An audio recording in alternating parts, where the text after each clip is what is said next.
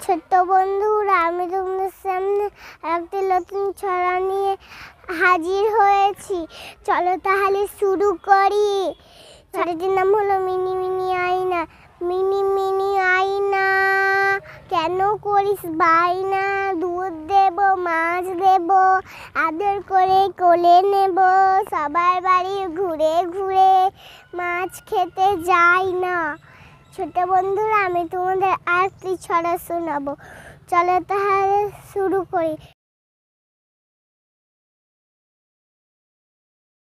ছড়াটির নাম হলো তাল গাছ। তাল গাছ এক পায়ে দাঁড়িয়ে, সব গাছ ছাড়িয়ে উঁকি মারে আকাশে, একেবারে উড়ে যায়, কালো মেঘে ফুরে যায়, কথা পাবে পাখাসে।